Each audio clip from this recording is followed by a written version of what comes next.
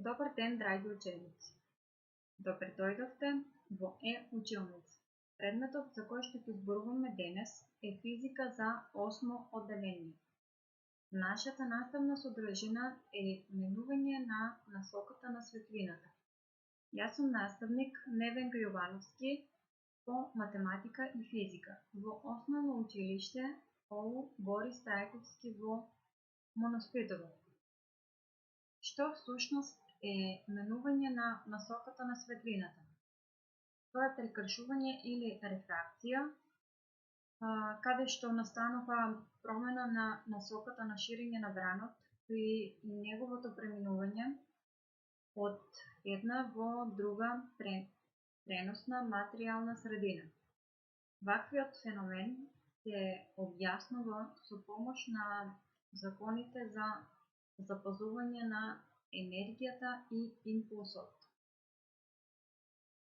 Поради менување на материјалната средина низ која се шири бранот, неговата фазна брзина се менува соодветно на средината, но фреквенцијата секогаш си останува иста. Оваа појава можеме да ја воочиме кога бранот зафаќа агол различен од 0 степени со нормалата на граничната линија помеѓу двете различни средини. И тогаш најчесто забележена појава е прекршувањето на светлината.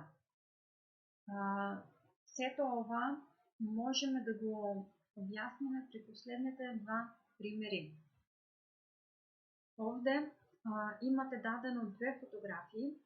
Во првата фотографија гледаме дека овој светлински зрак е насочен кон плексигласот и тој се делумно се прекршува во долниот дел, а се рефлектира во горната гранична површина. Во втората фотографија имаме чаша со вода и гледаме дека таа е свртана наопаку за 180 степени. Со овие фотографии гледаме како настанува прекршувањето на светлината. Прекршувањето во оптиката најчесто настанува кога светлинскиот бран паѓа под кос агол на граничната површина со средина која има поинаков индекс на прекршување. На границата се менува брановата брзина, поради што доаѓа до промена и во насоката. Иако брзината се менува, фреквенцијата си останува константна. Например, светлински зрак се прекршува при минување низ стакло кое што е поставено во воздух. Затоа неговата брзина ќе се промени. Прекршување има и кога бранот нормално упаѓа на граничната површина, т.е. под прав агол, и тогаш брзината се менува, иако насоката си останува иста. Тоа гледаме од следните фотографии. Гледаме дека поради прекршување на светлинскиот бран, моливот кој што е делумно потопен во вода, ни изгледа како искриви.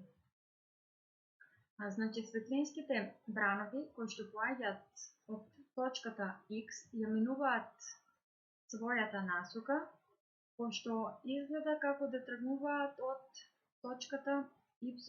Ова можеме овде да го забележиме со прекинатите линии. И од втората фотографија забележуваме дека поради прекршувањето на светлинскиот бран, овде настанува ово прекршување на светлинскиот бран, прекршувањето на светлината ни настанува кога преодот помеѓу двете средини, гледаме дека овој преод е поголем или погуст за разлика од овој преод, затоа што брзината V2 е помала за разлика од брзината V1. Тоест, аголот на прекршување, θ2, овој агол овде, е помал од упадниот агол тета 1. Тој агол тета 2 е помал, бидејќи овој упаден агол тета 1 е поблиску до нормалата.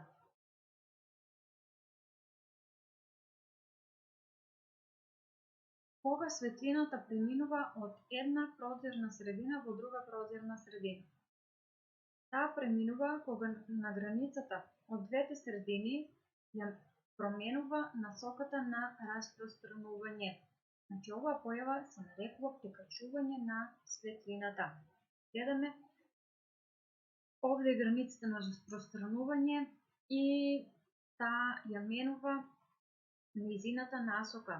Гледаме дека зракот кој што се рефлектира овде е прекршен, а горе во граничната површина тој зрак е одбиен, се одбива.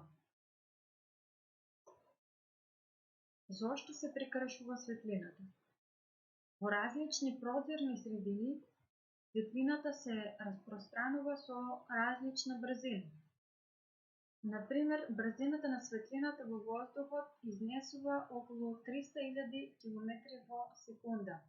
И таа е поголема од брзината на светлината во вода, зашто брзината на светлината во вода изнесува 225.000 km во секунда.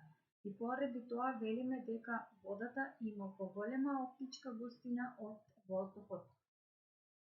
Зошто велиме дека водата има поголема оптичка густина од воздухот? Бидејќи поголема брзина има помала оптичка густина, додека помала брзина има поголема оптичка густина. И тоа е основната причина за прекршување на светлината и како основна причина за прекршување на светлината велиме дека е промената на нејзината брзина. Количникот од упадниот агол и аголот на прекршување е еднаков на количникот на брзината на светлината во едната, односно во другата средина. И тоа се вика индекс на прекршување. Ова можеме да го забележиме од следната равенка. Ова ни е индекс на прекршување. Ако во формулата за индексот на прекршување C1 е брзината на светлината во вакуум, тогаш индексот на прекршување велиме дека е апсолутен. Но ако брзините C1 и C2 се брзини за две оптички различни средини, тогаш велиме дека индексот на прекршување е релативен. Ви благодарам на вниманието.